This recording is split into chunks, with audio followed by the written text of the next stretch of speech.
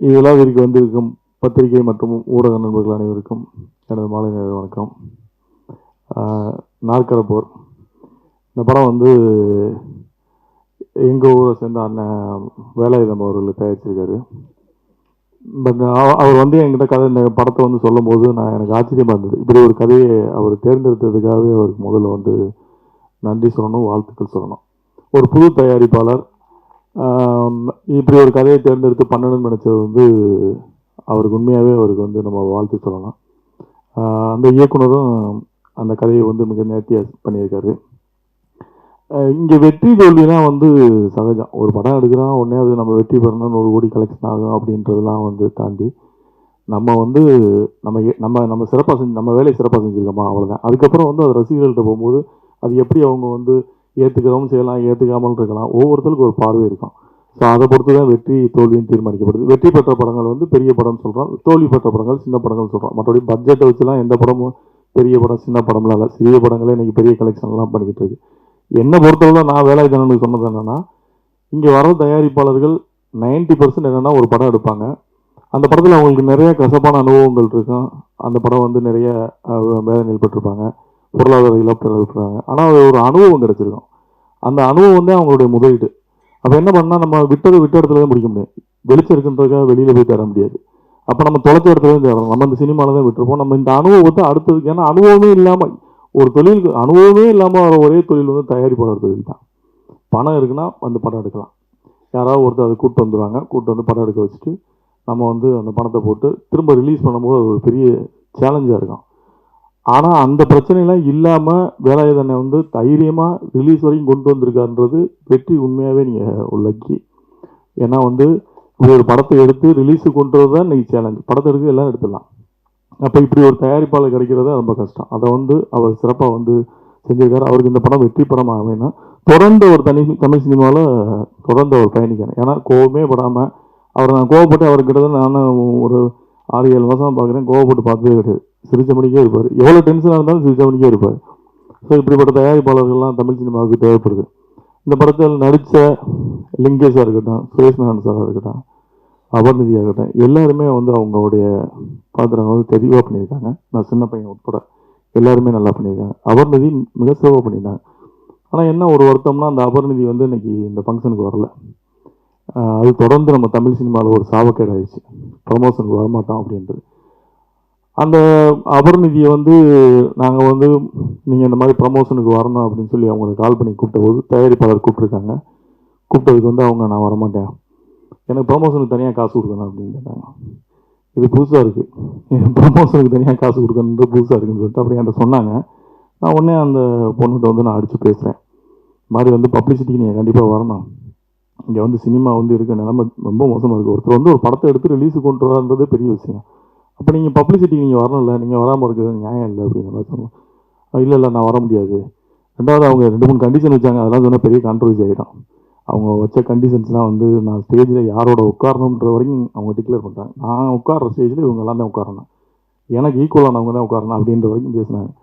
எனக்கு கோவம் ஆயிடுச்சு. என்ன இப்படி பேசுகிறாங்க? ஒரு ஆர்டிஸ்ட் வந்து என்ன எதுனே தெரியாமல் இப்படி பேசிகிட்டு இருக்காங்க.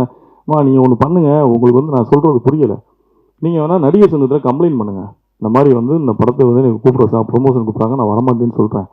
என்ன பிரச்சனையாக இருந்தாலும் பேசுவோம், நீங்கள் நடிகர் சங்கத்தில் சொல்லுங்கள் அப்படின்னு. இவரும் தயாரிப்பாளர் சங்கத்தில் ஒரு கம்ப்ளைண்ட் கொடுத்துருக்காரு. அந்த கம்ப்ளைண்ட்டுக்கு வந்து உங்கள் தயாரிப்பாளர் சங்கம் கூப்பிட்டுருக்காங்க. அவங்க வரலைன்னு நினைக்கிறேன். அது என்ன ஆச்சுன்னு தெரியல. அப்போ நடிகர் சங்கத்தில் நீங்கள் சொல்லுங்க மாதிரினா நடிகர் சங்க உறுப்பினரே இல்லைன்றாங்க அவங்க. சரி சார், இவங்களை என்ன தான் பண்ணுறது அப்படின்னுமா, நீங்கள் வர்றீங்களா வரலையா அப்படின்னு. நான் முடியாது சார், எனக்கு 3 லட்ச ரூபா கொடுத்தா நான் வர்றேன் பப்ளிசிட்டிக்கு, இல்லைன்னா வரமாட்டேன்.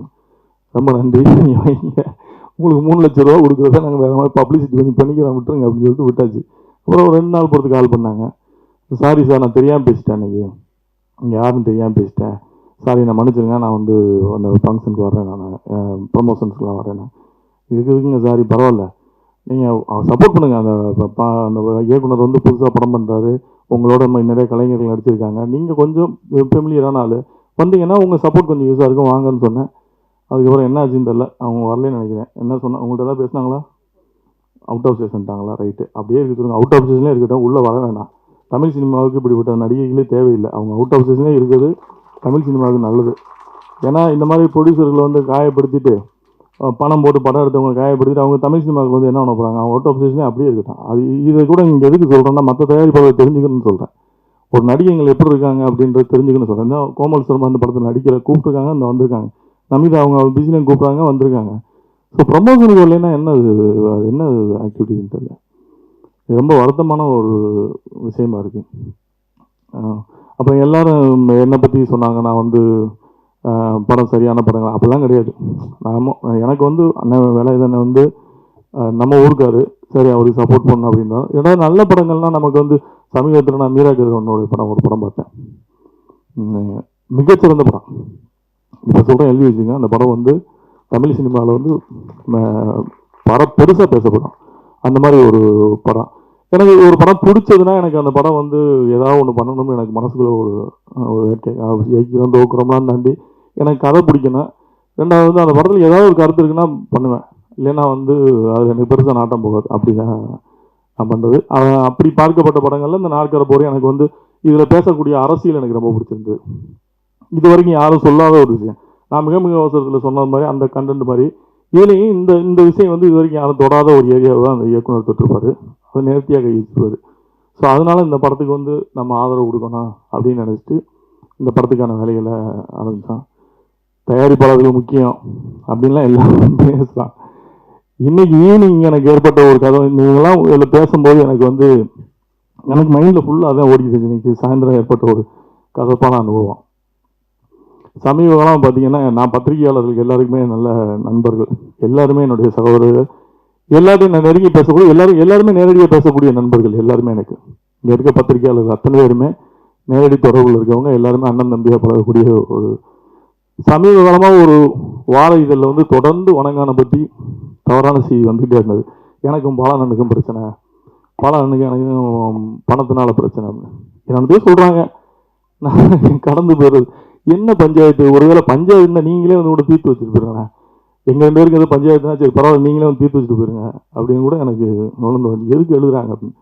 இந்த இது பிரச்சனை ஒரு பக்கம் போயிட்டு இருக்கும்போது இன்னைக்கு சாயந்தரம் அதே பத்திரிகையிலேருந்து ஒரு இன்டர்வியூவாக வந்திருந்தாங்க. அதே வார இதழ், ஒரு முன்னணி வார இதழ் இன்டர்வியூவாக வர்றாங்க. அந்த பத்திரிகையில் பணியாற்ற அத்தனை பேருமே என்னுடைய நண்பர்கள். அவங்க வச்ச கேள்வி வந்து எனக்கு உண்மையாகவே வந்து மிகப்பெரிய ஒரு கோபத்தை. முன்னெல்லாம் எப்படி நீங்கள் பத்திரிகையில் எங்களுக்கு கேள்வி கேட்பீங்க, ஒரு கேள்வி கேட்பீங்க, நாங்கள் பதில் சொல்லுவோம், அதுக்கு ஒரு துணை கேள்வி கேட்பீங்க, அந்த அந்த நான் என்னோட பதிலேருந்து ஒரு துணை கேள்வி கேட்பேன். இதெல்லாம் வந்து ஜேர்னலிஸ்ட், இவங்க வந்து பத்திரிகையாளர்கள். அந்த அந்த தரத்தில் தான் எனக்கு பத்திரிகையாளர்கள். ஆனால் ஒரு கேள்வி கேட்போம். நான் ரவி பெர்னாட் சார்லாம் வந்து அப்போ பார்த்து பிரமிச்சிருக்கேன் அவரோட கொஸ்டின்ஸ்லாம். அப்படி நான் பத்திரிகையாளர் வந்து ரொம்ப நேசிக்கக்கூடிய ஆள். ஏன்னா எனக்கு சோசியல் மீடியாவில் யாராவது ரொம்ப அழகாக எழுதியிருந்தாங்கன்னா ஆர்டிக்கல் எழுதினா, கவிதா பரதினோட ஆர்டிக்கலுக்குலாம் நான் வந்து எனக்கு ரொம்ப பிடிக்கும். அப்படி எனக்கு ஒரு சோசியல் மீடியா அந்த ஃபேஸ்புக்கில் வந்து நிறைய பேரை வந்து நான் ஃபாலோ பண்ணுவேன். நான் அவங்களுக்கு கமெண்ட்ஸ் கொடுக்குறேன், அதெல்லாம் கிடையாது. நான் ஃபாலோ பண்ணுவேன் அவங்க என்ன எழுதுறாங்க. அப்போ ஒரு இன்டர்வியூ வந்திருக்காரு. இன்டர்வியூ வரும்போதே ஒரு 15 கொஸ்டின் வச்சுருக்காரு. இப்போலாம் வந்து கொஸ்டின் வந்து கேட்குறது எழுதி தந்துடுறது, ஆஃபீஸில் உட்காந்து ப்ரிப்பேர் பண்ணி வந்துட்டு அந்த கொஸ்டினை வச்சுட்டு ஒவ்வொரு கேள்வியாக வந்து கேட்ட கேள்வி எல்லாமே அமைச்சராக இருந்தது. எல்லாத்துக்கும் பதில் சொன்னேன். கடைசியில் ஒரு கேள்வி கேட்டார், பாலாவை வச்சு படம் எடுத்தவங்களாம் ரோட்டுக்கு போயிட்டாங்க, நீங்கள் எப்போ ரோட்டுக்கு வரீங்க? எனக்கு பயங்கர கோபம் வந்துருச்சு. பாலாவை வச்சு படம் எடுத்தவங்களாம் ரோட்டுக்கு வந்துட்டாங்க, நீங்கள் எப்போ ரோட்டுக்கு வரீங்கன்னு ஒரு பத்திரிக்கையாளர் கேட்க வேண்டிய கேள்வியாக இது. நான் இதே கேள்வியை திரும்பி அந்த பத்திரிகையாளர் கேட்டேன்னா, உங்களை மாதிரி பத்திரிகையாளர்லாம் வச்சுட்டு இருக்க அந்த பாரதிதழ் அவர் என்னைக்கு ரோட்டுக்கு வருவார் அப்படின்னு கேட்டேன்னா இது எப்படி இருக்கு? எனக்கு ரொம்ப இன்னைக்கு இந்த மேடையில் நான் வந்து உட்காந்துருக்கும் போது எனக்கு மைண்டில் தான் ஓடிக்கிட்டு இருந்துச்சு. இவங்க எல்லாம் பேசும்போதெல்லாம் எனக்கு வந்து அந்த செய்தி மட்டுமே மைண்டில் ஓடிங்க. இது எப்படி இப்படி கேட்குறாங்க?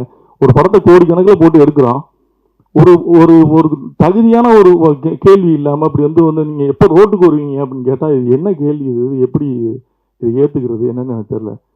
இனிமேலாவது அந்த பத்திரிகை, நான் பேர் நாகரிகங்கிறது அந்த பேர் சொல்லக்கூட விரும்பலை, இனிமேலாவது அந்த பத்திரிகை பணிபுரிவர்களும் சரி, அந்த பத்திரிகை நிர்வாகமும் சரி, கொஞ்சம் உங்கள் செய்தியாளர்கிட்ட கொஞ்சம் அனுபவமான கேள்விகளை கேட்க சொல்லுங்கள். ஏன்னா இது எங்களை காயப்படுத்துது.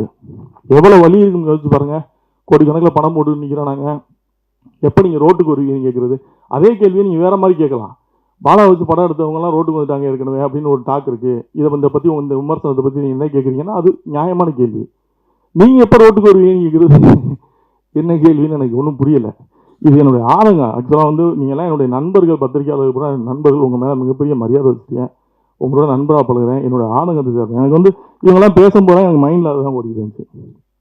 என்ன இப்படி கேட்டாங்களே, எனக்கு வரும்போது அதுவும் இந்த ஃபங்க்ஷனுக்கு கிளம்பி வரும்போது நான் அப்பவும் நான் அந்த ஃபங்க்ஷனுக்கு போகிறேன் அப்படின்னு சொல்கிறேன். இல்லை ஒரு 10 நிமிஷம் தானே உட்காந்து முடிச்சுட்டு போயிருங்கன்னு சொன்னோன்னே, சரி அப்பவும் அந்த இம்பார்ட்டன்ஸ் கொடுத்து ஓகே நம்மளை மதித்து ஒருத்தர் வர்றாங்க கொடுப்போம்னு சொல்லி கொடுக்கும்போது கேட்ட கேள்வி வந்து எனக்கு ரொம்ப ஹர்ட் ஆயிடுச்சு. எனிவே இந்த நாற்கரப்போர் படத்தில் வந்து பணியாற்றின அத்தனை பேருக்கும் என்னுடைய வாழ்த்துக்கள். இந்த படம் வந்து ஒரு மிகச்சிறந்த படமாக வரணும். இதில் பேசப்பட்ட கருத்துக்கள் வந்து விவாதிக்கப்பட வேண்டிய ஒரு கருத்துக்கள். இதை வந்து எல்லாருமே தெரிஞ்சுக்க வேண்டிய, விவாதிக்கப்பட வேண்டிய ஒரு கருத்துக்கள். ஸோ அந்த படம் வந்து வெற்றி பெறுவதற்கு என்னுடைய வாழ்த்துக்கள். வந்திருந்த அனைவருக்கும் எனது நெஞ்சம் நிறைந்த நல்வாழ்த்துக்கள். விடைபெறுகிறேன். நன்றி.